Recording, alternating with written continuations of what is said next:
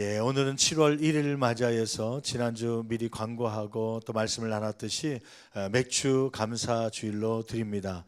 맥주 감사 주일은 상반기 동안 이 한 해를 시작하면서 새롭게 주신 첫 열매들을 감사하는 그러한 날입니다. 어떤 가정들은 주택을 허락하신 하나님 앞에 감사드리기도 하고, 또 가정을 또 새롭게 꾸릴 수 있도록, 혼인을 할 수 있도록 인도하심 앞에 감사드리기도 하고, 어떤 가정은 또 새로운 생명이 태중에 있게 됨을 감사하기도 하죠. 대학에 처음 입학한 가정도 있게 되고, 여러 가지 처음 하나님의 일을 감당해야 하신 것 감사해서 모든 것이 하나님께로부터 왔음을 고백하는 마음으로 맥주 감사 주일을 드리게 되는 줄 믿습니다.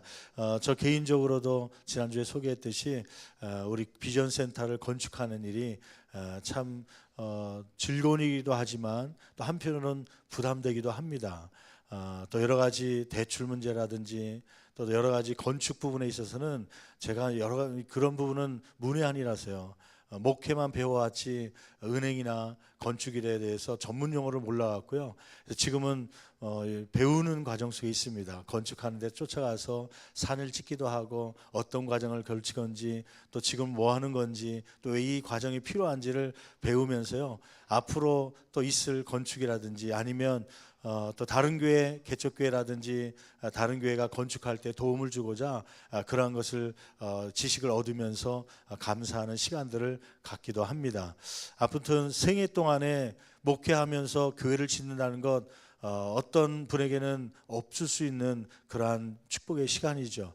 첫 열매라고 생각되고, 이 첫 열매가 이제 연그러서 하반기에 내년도까지 아름다운 건축물로 또 다음 세대를 세워가는 귀한 터전으로 하나님께서 삼아 주실 줄 믿습니다. 여러분들에게 주신 하는 첫 열매는 무엇인지 한번 묵상하며 또 승리할 수 있는, 또 맥주 감사주의를 지낼 수 있는 저와 여러분 되기를 간절히 축원합니다. 우리 좌우 계신 분 한번 인사 나누죠. 참 잘 오셨습니다. 하나님은 당신에게 첫 열매를 주셨습니다. 당신의 첫 열매는 무엇입니까? 물어봤잖아요. 그러면 대답해야 되잖아요. 지난 한 주간에 묵상 좀 하셨죠. 우리 가정에 지난 6개월 동안 주신 첫 열매는 무엇일까? 또 2018년도 들어오면서 우리 가정에 주신 하나님의 은혜는 무엇인지 헤아리면서 그 첫 열매가 하반기에 추수감사 때는 더 풍성한 열매로 맺기를 간절히 축원합니다. 여러분, 행복은 많은 것을 소유할 때 오는 것이 아니라 주어진 환경에 감사할 때 오는 것이라고 지난 주간에 배웠죠. 행복은 소유에 있는 것이 아니라 감사할 때 오는 것입니다. 여러분, 감사하다가 행복한 가정이 되기를 간절히 축원합니다. 교회가 감사하는 가운데 행복한 신앙생활하는 성도들이 되기를 간절히 축원합니다. 그래서 하나님은 맥주 감사주일을 정해놓고요, 오늘날로 얘기하면 7월 첫째 주일을 정해놓고 태풍이 오든 흉년이 들었든 풍년이 왔든 하여튼 이날에는 감사할 수 있도록요. 그 감사는 어떤 결과를 통해서 감사하는 게 아니라 하나님께서 모든 것을 주시고 인도하심에 감사해서 훈련하는 것이죠. 그런데 하나님께서 감사라고 이러한 맥주 감사주의를 지켜가면서 범사에 감사하는 훈련을 하기를 원하지만, 우리의 삶은 감사가 많습니까? 원망 불평이 많습니까? 원망 불평의 삶이 참 많죠. 왜 그럴까요? 오늘은 원망 불평을 하게 하는, 혹은 감사를 방해하는 것들이 무엇인지를 우리가 살펴보면서 은혜 받는 저와 여러분 되기를 간절히 축원합니다. 먼저 첫 번째로 우리가 감사의 삶을 방해하는 것, 또 이 원망과 불평의 삶을 살게 하는 것, 첫 번째는 뭐냐면 욕심이라는 것입니다. 욕심. 한번 따라해 볼까요? 욕심은 감사하는 생활을 방해합니다.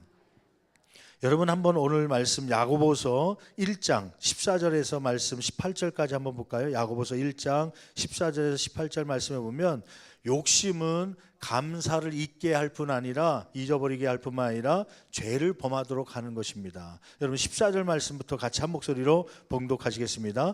오직 각 사람이 시험을 받는 것은, 잠깐만요. 거기에 시험이라고 하는 것은 여러 가지가 속해 있죠. 싸움도 있고 또 여러 가지 시험거리가 있는데, 거기에 시험이란 단어를 불평하는 것이라고 한번 바꿔보실래요? 정확하게 하면 시험을 받는 것을 불평하는 것은 이렇게 한번 바꿔서 한번 봉독해 보겠습니다. 다시 한번 14절 같이 봉독합니다. 오직 각 사람이 불평하는 것은 자기 욕심에 끌려 미혹됨이니 15절 욕심이 잉태한즉 죄를 낳고 죄가 장성한즉 사망을 낳느니라. 여러분, 욕심과 감사는 공존할 수 없습니다. 같이 살아갈 수가 없어요. 욕심이 있으면 감사가 없어지고 원망과 불평이 생겨나는 것이죠.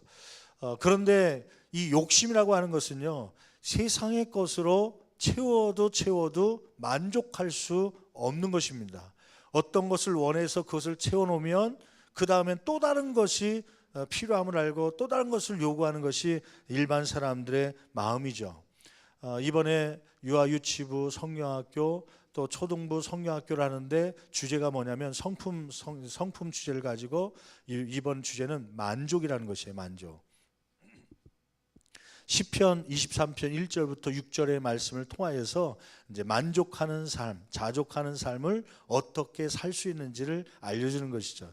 제가 유아유치부 설교를, 개회배 설교를 담임 목사님이 1년에 한 번 와서 설교하는 시간인데 와서 설교해달라고 그래서 설교를 지금 준비하고 있는데 다 다음 주에 개회배인데 그 만족하는 삶에 대해서 설교를 준비하다 보니까 거기에 그런 예화가 있더라고요. 깨진 항아리가 있습니다. 깨진 항아리가 있는데 거기에 물을 막 붓지요. 깨진 항아리에 물을 부으면 불수록 물이 찹니까? 아니면 빠져나갑니까? 빠져나가죠. 왜 그렇죠? 그 항아리는 깨져 있기 때문입니다. 여러분, 하나님과의 관계가 회복되지 않고 깨져 있는 사람은 아무리 욕심을 가지고 세상적인 것으로 채워넣으려고 집어넣어도요, 때로는 몸에 좋다는 건강 식품들을 집어넣기도 하고 약품을 넣기도 해도 만족할 수가 없는 것이죠. 때로는 물질을 막 집어넣더라도 하나님과의 관계가 깨져 있으면 만족할 수 없는 삶을 살게 되는 것입니다. 욕심은 오히려 우리에게 원망을 주고 불평을 주고 또 죄를 범하게 하는 것이죠. 그래서 성경은 뭐라고 얘기하냐면 계속 읽어볼까요? 야고보서 1장 17절 말씀 볼까요? 17절 말씀 같이 한번 17절 18절 같이 한 목소리 봉독합니다. 온갖 좋은 은사와 온전한 선물이 다 위로부터 빛들의 아버지께로부터 내려오는, 그 중요한 말씀 있죠. 온갖 좋은 뭐예요? 은사 한번 동그라미 쳐보세요. 온전한 뭐예요? 선물이에요. 여러분, 은사와 선물의 공통점이 있죠. 이것은 내 노력으로 얻는 것이 아니라 값없이 주시는 것입니다. 특별히 누구로부터요? 하늘로부터, 하늘에 계신 하나님께로부터 값없이 오는 것이기 때문에 내가 욕심을 갖는다고 해서 얻는 것이 아닙니다. 오히려 욕심을 가지면 불평과 원망의 삶을 살게 되는 것이죠. 하나님께서 값없이 주시는 은혜임을 알고 그 하나님은 왜 주시는 것입니까? 우리가 노력했기 때문입니까? 어떤 행위를 좋게 했기 때문입니까? 아니죠. 계속 17절 하반절 읽어볼까요? 내려오나니 계속 읽어봅니다. 그는 변함도 없으시고 회전하는 그림자도 없으시니라. 한마디로 얘기하면 행위 때문에 그러한 선물이나 은사를 주신 것이 아니라 변함없는 하나님의 사랑 때문에 우리에게 은사도 은혜도 이러한 선물도 주신다는 것이죠. 그러므로 만족하는 삶을 살기 위해서 어떤 삶을 살아야 되느냐, 18절 말씀에 그 비결이 나와 있습니다. 한마디로 얘기하면 하나님과의 관계가 회복되어야 만족의 삶을 살 수 있다는 거죠. 18절 말씀 계속 읽어봅니다. 그가 그 피조물 중에 우리로 한 첫 열매가 되게 하시려고 자기의 뜻을 따라 진리의 말씀으로 우리를 뭐 하셨느니라? 낳으셨느니라. 하나님께서 우리를 낳으셨다. 하나님께 우리를 창조하셨을 뿐만 아니라 구원시켜 주셨다고 하는 말씀이죠. 여러분, 이 하나님과의 관계, 우리는 하나님께서 낳아주신 자녀다. 우리를 낳으셨기 때문에 하나님은 우리에 있어서 어떤 관계예요? 아버지다. 아버지와 자녀의 관계가 회복된 사람이 날마다 자족할 수 있고 만족할 수 있는 삶을 살게 되는 줄 믿습니다. 그 아버지 되신 하나님은 어떤 분이신가? 마태복음 6장 말씀에 오니까요, 세 가지를 설명하고 있어요. 마태복음 6장에는 세 가지 하나님을 소개하는데, 첫째는 하나님은 기르시는 하나님이요, 또 우리를 입히시는 하나님이요, 또 세 번째는 뭐냐면 이 모든 것을 더하여 주시는 하나님이시다. 그 하나님을 나의 아버지로 삼은 관계가 회복된 사람은요, 채워지지 않더라도 무엇이 부족하더라도 그 하나님만으로 그 섭리의식을 가지고요, 그 풍성하신 하나님이 나의 삶 가운데 채워줄 걸 믿기 때문에 원망과 불평하지 않고 만족의 삶을 살게 될 줄 믿습니다. 이러한 삶이 저와 여러분 가운데 있기를 간절히 축원합니다. 아담과 하와가 욕심을 가지고 하나님같이 되려다가 범죄한 것 아닙니까?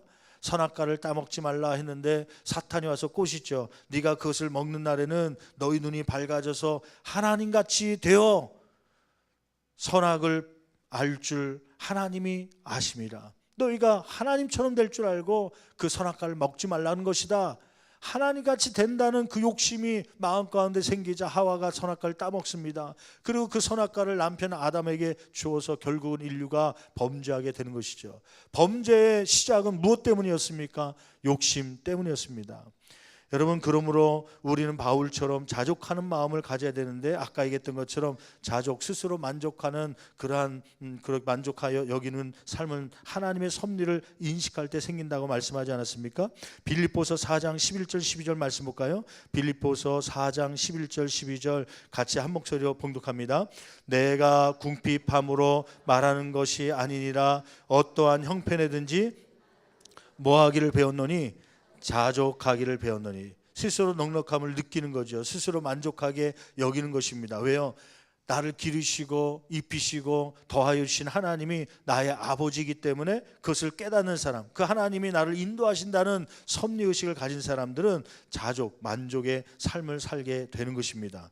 여러분, 13절 말씀 볼까요? 13절 뭐라고 기록하고 있습니까? 13절로 들어가 볼까요? 13절 어떤 삶이 이러한 어떤 믿음을 갖고 있을 때 이러한 자족의 삶을 살 수 있습니까? 13절 같이 봉독합니다. 내게 능력 주시는 자 안에서 내가 모든 것을 할 수 있느니라. 여러분, 자족에 대해서 바울 사도를 통해서 이야기하면서요, 그 비결, 자족할 수 있는 비결이 13절에 나와 있는 거예요. 내게 능력 주신 자 안에서 내가 모든 것을 할 수 있느니라. 하나님과의 관계, 내가 하나님 안에 있어야만 내가 자족할 수 있다는 것을 깨닫게 되는 것이죠. 여러분, 이 욕심을 버려야 불평이 사라지게 되고, 욕심을 버리기 위해서는요, 자족하는 마음이 필요한데, 자족은 하나님과의 나와의 관계가 회복돼야 만족할 수 있는 것이지, 욕심대로 물질을 채워놓고 욕심대로 명예를 채워놓고 권력을 가진다고 해서 만족하는 삶을 살 수가 있는 것이 아닙니다. 두 번째는 감사의 삶을 방해하는 것이 있죠. 그것은 뭐냐면 비교 의식입니다. 비교 의식. 한번 따라해 볼까요? 비교 의식이 감사를 방해합니다. 여러분, 비교 의식이라는 건 뭐냐면 옆 사람과 나를 비교하는 것이죠. 그 비교 의식이 적절할 땐 좋지만 그게 너무 과다하게 있다 보면 무엇이 생기냐면 우월감이 생깁니다. 우월감.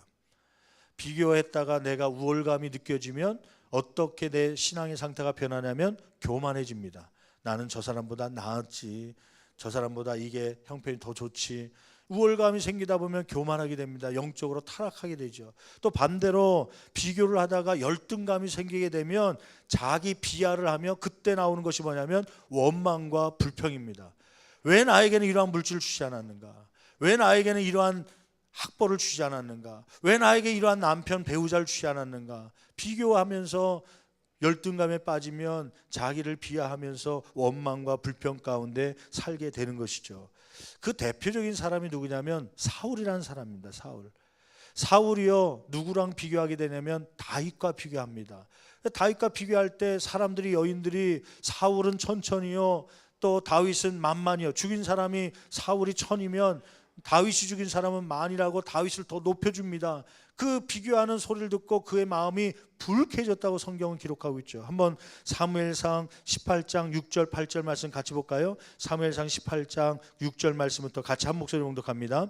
무리가 돌아올 때 곧 다윗이 블레셋 사람을 죽이고 돌아올 때에 여인들이 이스라엘 모든 성읍에서 나와서 노래하며 춤추며 소고와 경세를 가지고 왕 사울을 환영하는데, 7절 여인들이 뛰놀며 노래하여 이르되 사울이 죽인 자는 천천히요 다윗은 만만이라 한지라. 8절 사울이 그 말에 뭐 하였어요?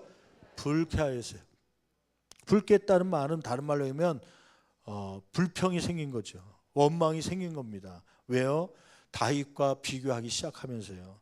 결국 그는 마음에 죄를 짓기 시작하지요. 평생 그 남은 생애 동안 다윗을 죽이려고 쫓아다니다가 인생을 허비하는 그러한 삶을 살게 되는 것이죠. 그런데 이 말씀 가운데 중요한 놓치기 쉬운 말씀이 있습니다. 뭐냐면 8절 말씀 다시 한번 돌아가 볼까요? 8절 말씀 보면 마지막 부분에 중요한 것을 사울이 놓치고 있어요. 뭐냐면 한번 8절 다시 한번 읽어볼까요? 6절 말씀 다시 읽어볼까요? 같이 한 목소리로 봉독합니다.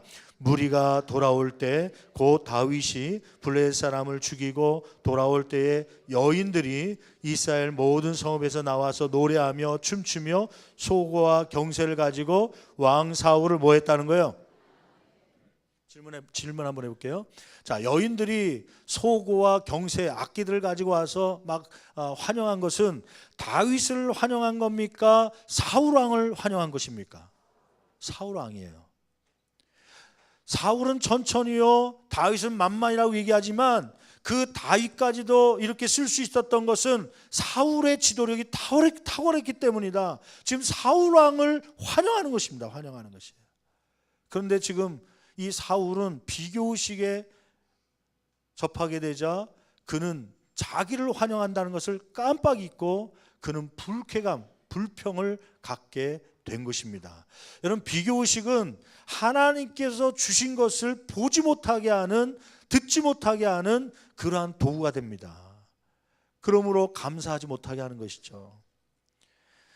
여러분, 그 돌아온 탕자 누가복음 15장 말씀 25절부터 30절 말씀 보면 거기도 맏아들이 있는데 탕자가, 그 둘째 아들이 아버지의 재산을 받아갖고 탕진했다가 돌아오게 되잖아요. 어느 날 일 나갔다가 들어왔는데 풍악 소리가 나고 뭐 잔치 춤추는 소리가 나고 이게 무슨 소린가 하고 종에게 물어보죠. 야, 이게 무슨 소리냐? 그때 이야기하죠. 예, 나갔던 아들이 돌아와서 아버지가 살찐 송아리를 잡아서 잔치를 벌이고 있습니다. 그때 그 말을 들은 이 아들이 어떠한 마음을 갖게 됩니까? 불평과 원망의 이 마음을 갖게 되죠. 왜냐하면 비교의식이 생긴 거예요. 한번 누가복음 15장 29절 말씀 볼까요? 누가복음 15장 29절부터 같이 한 목소리 봉독합니다. 아버지께 대답하여 이르되 내가 여러 해 아버지를 섬겨 명을 어김이 없거늘 내게는, 거기 한번 동그라미 쳐보세요. 내게는, 나랑 누구랑 비교하냐면 이제 아들하고 비교하는 거 아니에요? 동생하고. 내게는, 그 다음 계속 읽어봅니다. 염소 새끼라도 주어 나와 내 벗으로 즐기게 하신 일이 없더니. 30절 아버지의 살림을 창녀들과 함께 삼켜버린 이 아들이 돌아오매. 이 아들 한번 동그라미 쳐보시죠. 우리가 흔히 얘기하는 돌아온 탕자라고 얘기하는 아들이에요. 돌아오매. 그 다음에요, 이를 위하여서는 무엇을 잡으셨나이다? 살찐 송아지를 잡으셨다. 나를 위해서는 염소 새끼 한 마리도 안 잡더니 이 돌아온 탕자를 위해서는, 이 아들을 위해서는 살찐 송아지를 잡는 게 이게 무슨 말입니까? 원망과 불평이 생긴 거죠.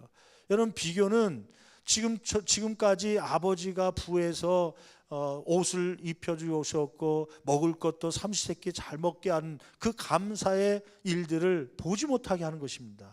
결국 원망의 삶을 살게 하는 것이죠. 성경 그래서 이 비교의식을 갖지 않기 위해서는 무엇을 깨달을 때 감사하게 된다고 말씀합니까? 각자의 사명을 깨닫게 될 때, 비교하지 말고 각자의 사명을 깨닫게 될 때 감사의 마음이 회복된다고 말씀하고 있죠. 디모데후서 2장 20절 21절 말씀 볼까요? 같이 한 목소리로 봉독합니다. 큰 집에는 금그릇과 은그릇뿐 아니라 나무 그릇과 질 그릇도 있어 귀하게 쓰는 것도 있고 천하게 쓰는 것도 있나니. 21절 그러므로 누구든지 이런 것에서 자기를 깨끗하게 하면, 자, 거기 한번 동그라미 쳐보실래요? 자기를 깨끗하게 하면 금그릇이 된다는 거예요? 귀 쓰는 그릇이 된다는 거예요? 비록 질그릇일지라도, 비록 나무 그릇일지라도 자기를 비워놓으면 하나님 앞에 귀하게 쓰임받는 그릇이 된다는 것입니다. 그것을 사명이라고 하는 것입니다.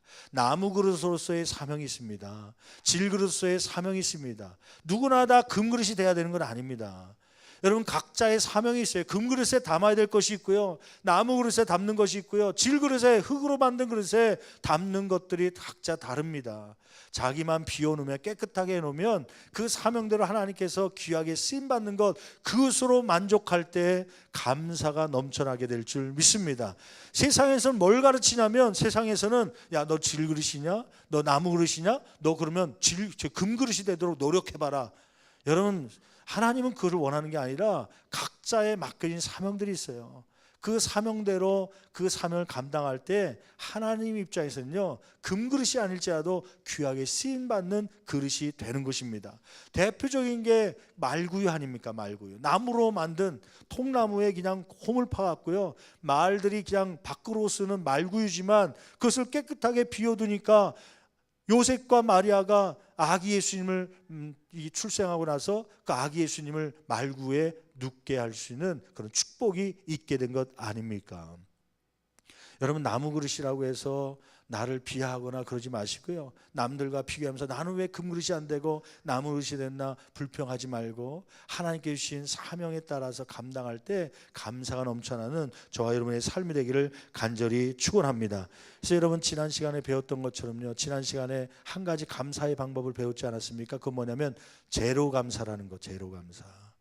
욥이 고백했던 거죠. 욥은 자녀들 10명이 다 죽고 재산을 다 빼앗기고 자신의 육신에 질병이 왔고 아내조차도 그것이 싫어서 도망친, 가정으로 얘기하면 세상적인 시각으로 보면 완전히 망한 삶이었지만 그럼에도 불구하고 그는 하나님 앞에 감사하지 않습니까? 찬양하지 않습니까? 그런 감사가, 찬양이 나왔던 이유가 뭐라고요? 내가 적신으로 나왔은즉, 오늘날로 얘기하면 내가 알몸으로 태어났은즉, 주신 이도 누구시오? 하나님이시오. 취하신 이도 하나님이시오니. 여러분, 제로신앙, 알몸에서 왔다. 나는 왕이 될 자격이 없지만 하나님께서 나를 왕으로 삼아주셨다. 사울이 그렇게 믿었다면, 그렇게 제로신앙을 가졌다면, 그가 다윗을 사람이 칭찬하더라도 그는 그 지금까지 왕으로 세워준 것에 대한 감사가 있었겠죠. 근데 그 제로 감사가 없었기 때문에, 과거에 자기가 어떠한 삶을 살았는지 과거를 알지 못했기 때문에 그는 원망과 불평과 욕심으로 사람을 죽이려고 하는 삶이 된 것이죠.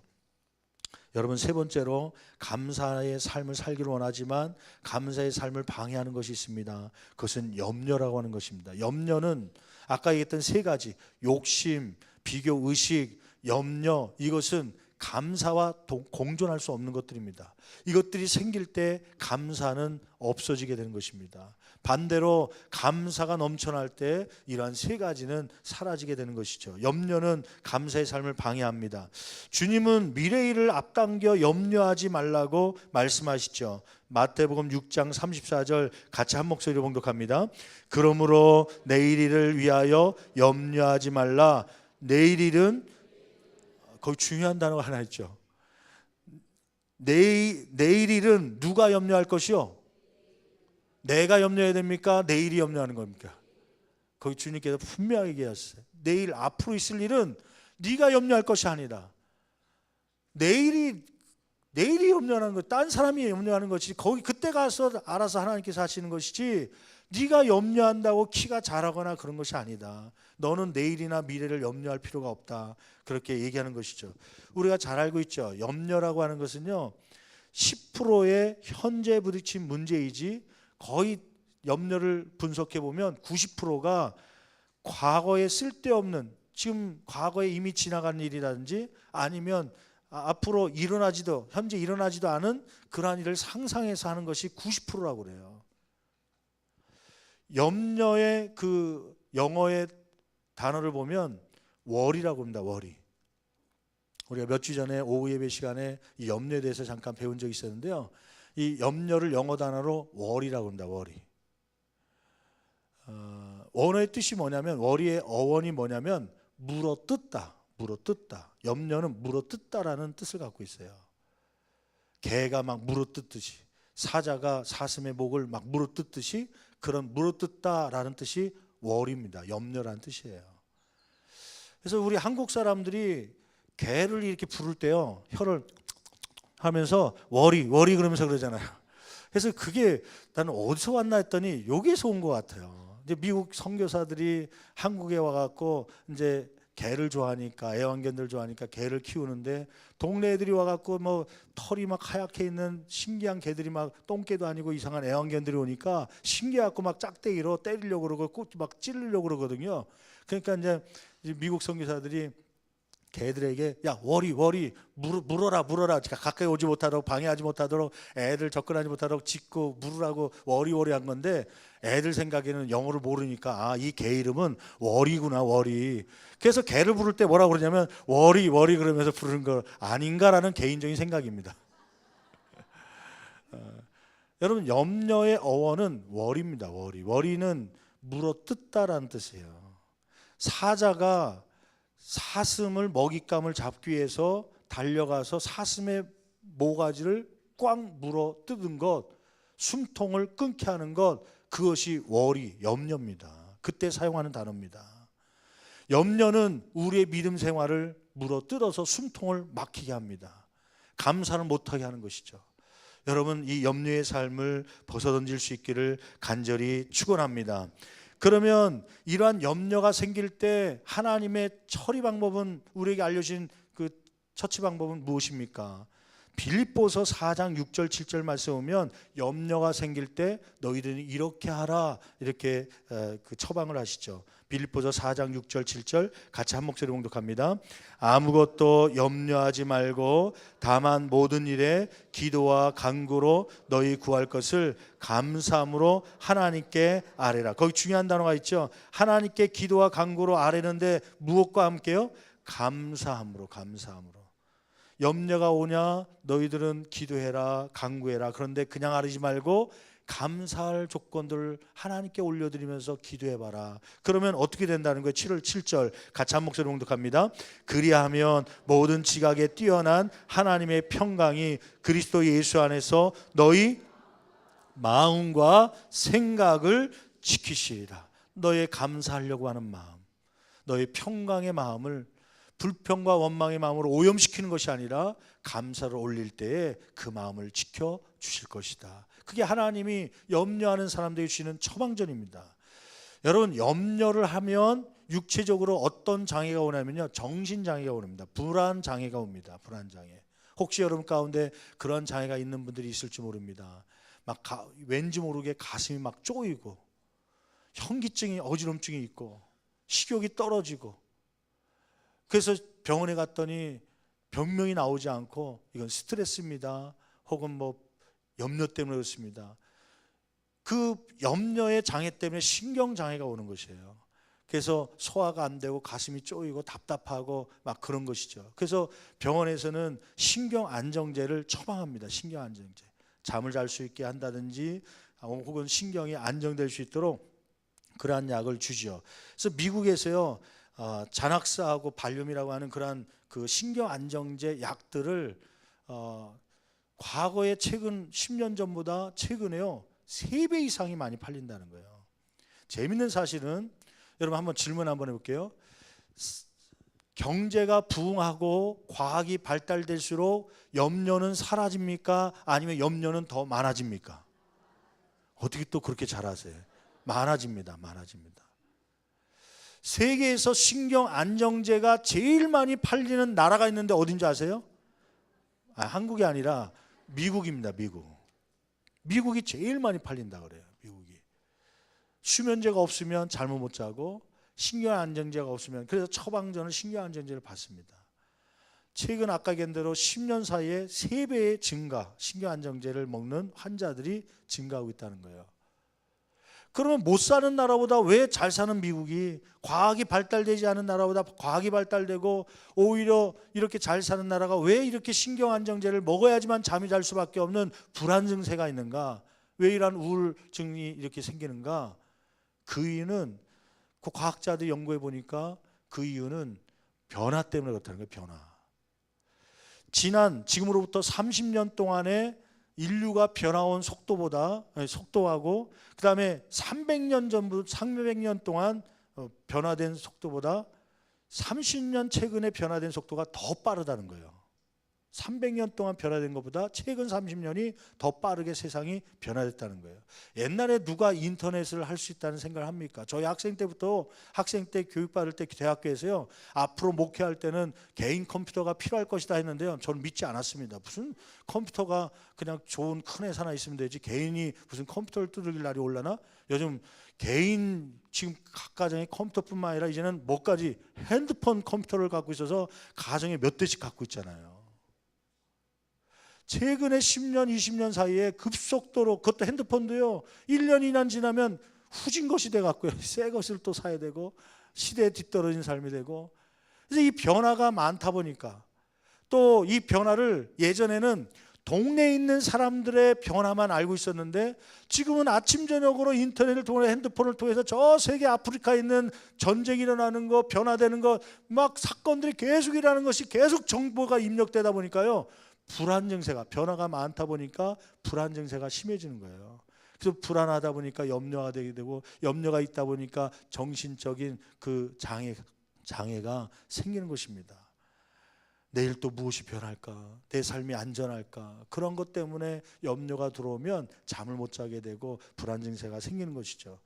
그래서 이 의사들이 처방합니다. 이거 신종 안정제를 먹어야 됩니다. 꼭 이거 드시고 주무십시오. 여러분, 의사 말은 그렇게 찰떡처럼 잘 들으면서 하나님의 처방전은 뭐냐면, 염려가 올 때 너희들은 아무것도 뭐 하지 말라? 염려하지 말라. 너희 기도와 간구를 하나님께 아뢰할 때 무엇으로 올리라는 거예요?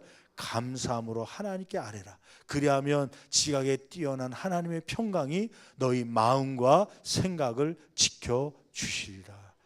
여러분, 하나님이 뛰어납니까? 의사가 뛰어납니까? 하나님이 뛰어나죠. 여러분, 신경 안정제를 복용하는 것 이상으로 여러분 하나님의 말씀을 그 이상으로 더 믿고 이 처방전을 믿고 따를 수 있기를 간절히 축원합니다. 그래야 염려 속에서 감사할 수 있게 되는 것이죠. 그러면 이 감사 기도를 드리라고 하는데, 누가 감사 기도를 드릴 수 있습니까? 막 감사 기도 드리려니까 한번 해볼까 한다고 됩니까? 염려가 막 쌓이는데요. 누가 감사 기도를 드릴 수 있냐면, 로마서 8장 28절에 있는 오늘 본문인데, 로마서 8장 28절에 그 하나님을 믿을 때 감사 기도가 나오는 것이에요. 여러분, 로마서 8장 28절 같이 한 목소리로 봉독합니다. 우리가 알거니와 하나님을 사랑하는 자 곧 그의 뜻대로 부르심을 입은 자들에게는 모든 것이 합력하여 무엇을 이루니라? 선을 이루니라. 모든 것, 지금 염려되는 것, 불안한 것, 그러한 것을 합력하여서 하나님은 무엇을 이루실 분이에요? 선을 이루실 것이라고 믿고 엎드려 기도할 때, 그 하나님을 믿을 때에 감사의 고백이 시작되는 것입니다. 여러분, 사이렌 그 신의 이야기를 알잖아요. 사이렌 지난번에 한번 소개한 것 같은데, 사이렌 이 여신은 그리스 신화에 나오는 여신인데, 여러분들이 쉽게 볼 수 있는 것이, 스타벅스 그 커피점에 가면 스타벅스의 상징 그림이 여자, 머리 길게 풀어 헤친 여자가 나오잖아요. 그게 사이렌입니다. 사이렌 여신입니다. 이 사이렌이 잘하는 게 뭐 있는데, 그것은 뭐냐면 노래입니다. 노래. 근데 이 여신은 선한 신이 아니라 악신입니다. 매혹의 신, 유혹의 신입니다. 사이렌이 거하는 섬이 있었는데, 그 섬에서요, 지나가는 배들이 있으면요, 이 여신이 노래를 부릅니다. 아름다운 목소리로 노래를 부르면 그 선장들이, 선원들이 그 목소리에 매혹이 돼 갖고요, 운전대를 못 잡고 거기에 따라서 이 정신을 잃어 갖고 그만 앞에 있는 바위가 있는지도 모르고 파손돼 갖고 다 죽게 됩니다. 그 사이렌한 여신이 그 매혹, 유혹하는 것은 사람들을 죽이려고 하는 것이죠. 배들을 파손시키는 거죠. 그 그리스 신화에 보면 영웅 이아솔이라는 사람이 있는데, 이 이아솔이라는 사람이 황금 양털을 구하기 위해서 이제 어떤 지역으로 가게 되는데 배를 타게 됩니다. 근데 문제가 생겼어요. 그 항해 지도를 보니까 어디를 통과하게 되냐면, 그 사이렌 여신이 있는 그 사이렌 섬을 통과해야지만 그 양털, 황금 양털이 있는 곳에 도착한다는 그러한 기획을 갖게 됩니다. 다른 곳으로 가기보다는 이곳을 통과해야 되는데 어떻게 통과할까? 그는 통과하는 중에 이러한 계획을 세우죠. 배를 항해하는데 드디어 사이렌이 있는 섬에 도착을 했습니다. 아니나 다를까 안개가 뿌옇게 이제 끼면서 갑자기 여성의 아름다운 노랫소리가 들립니다. 매혹적인 목소리로 들립니다. 사람들이 막 정신을 잃기 시작합니다.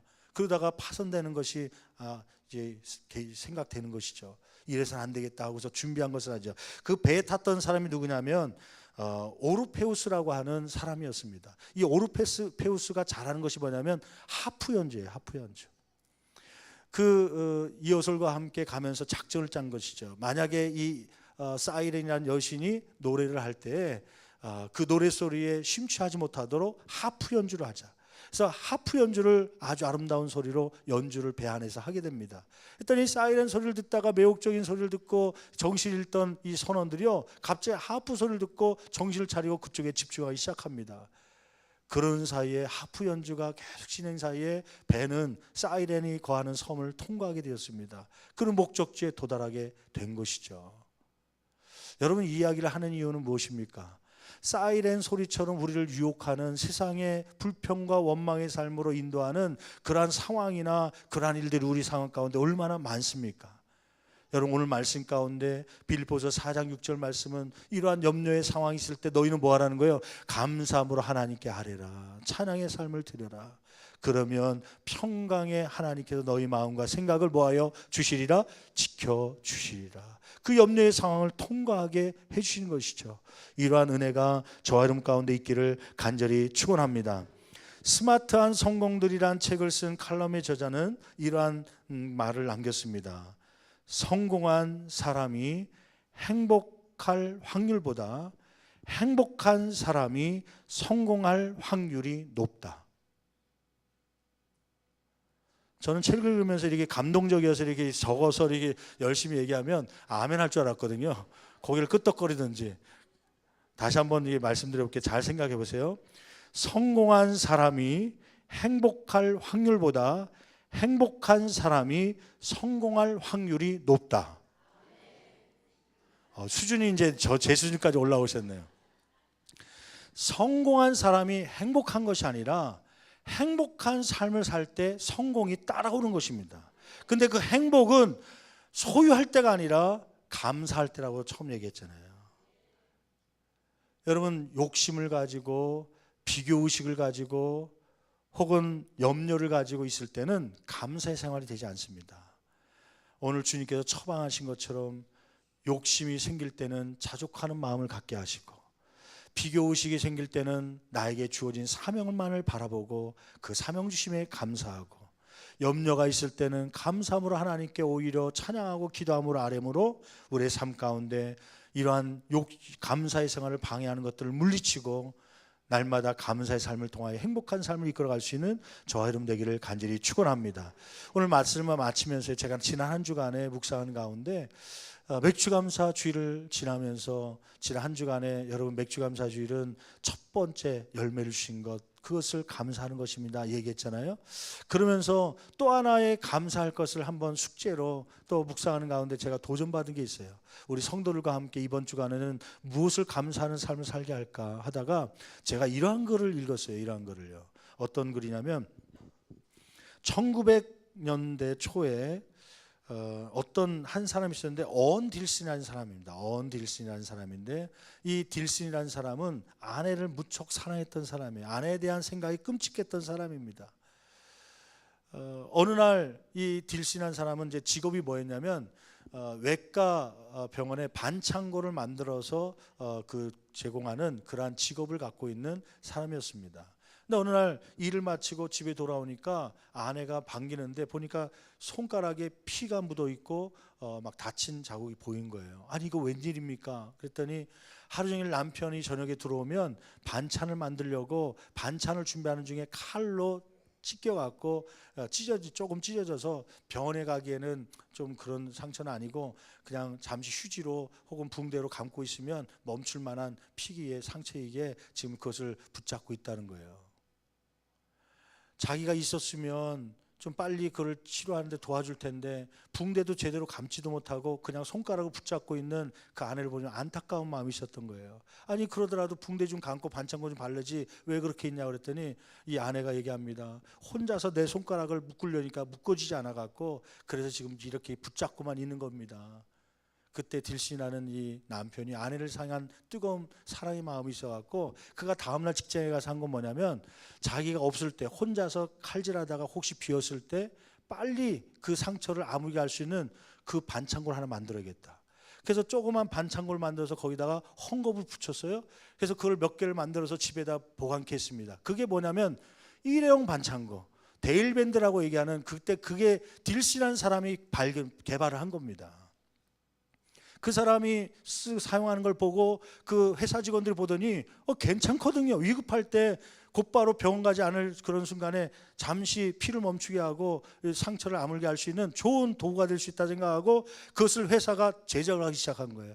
그래서 거기서 제작한 데일밴드는 아니죠. 데일은 회사 이름이고 그 밴드에이드가요. 그래서 전 세계로 흘러가서 지금 한국에도 들어와서 그 데일밴드가 나온 거 아닙니까?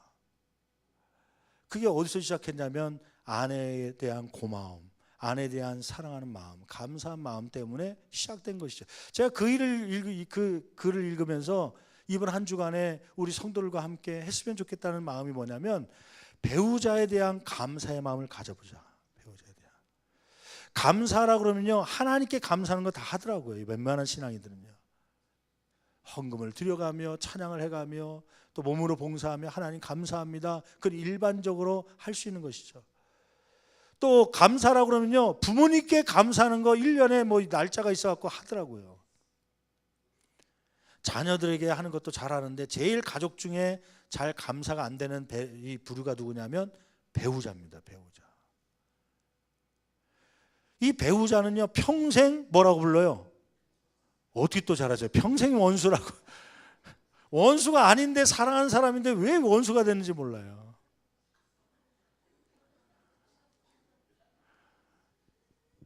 사랑해야 될 대상인데 처음엔 사랑으로 시작했는데 언제부터인가 왼수로 변해갔고요. 저 왼수 때문에 내가 이 모양 이 꼴로 산다.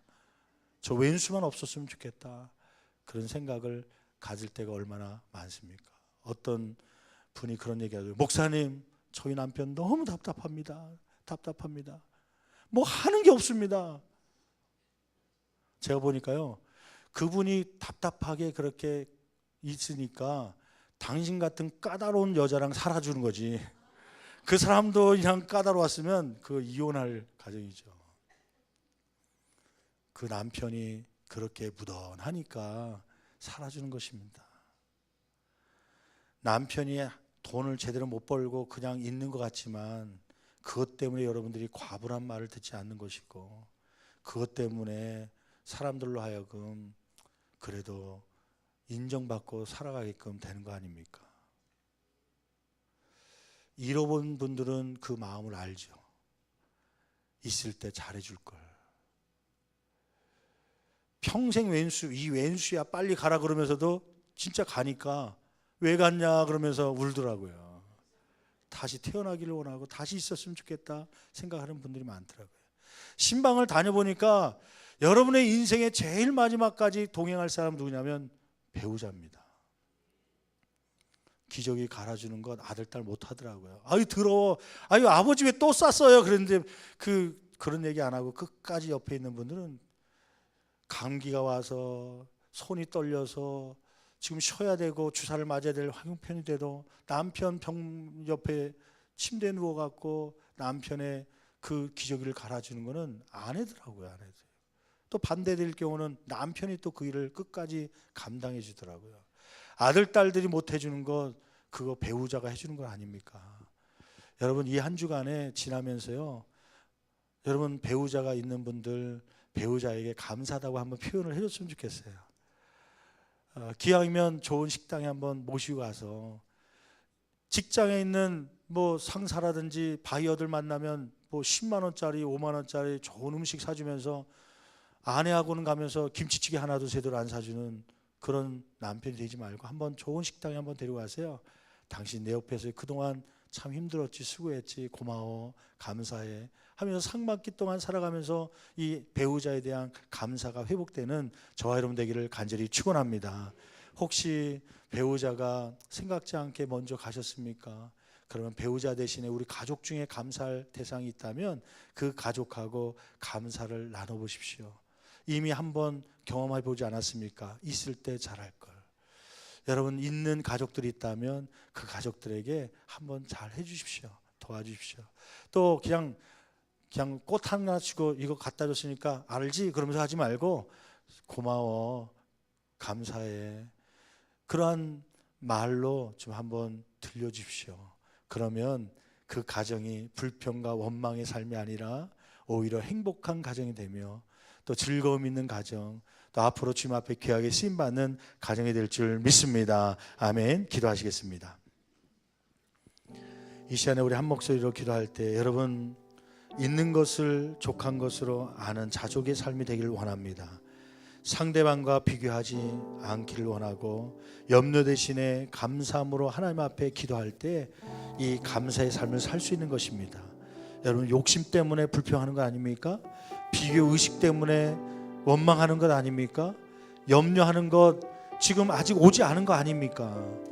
그거 해봤자 내 뼈만 상할 뿐입니다. 하나님 감사가 넘치는 삶이 되게 도와주시고 또 이 한 주간에 오늘 말씀처럼 배우자 귀한 기도할 때요 나에게 이러한 배우자 주심에 감사합니다. 1년이든 5년이든 10년이든 30년이든 50년이든 그동안 나랑 같이 살아준 배우자가 있게 하심을 감사합니다. 감사의 기도를 같이 드리려 원합니다. 같이 주여 한 번님 차에 치며 간절히 기도합니다. 주여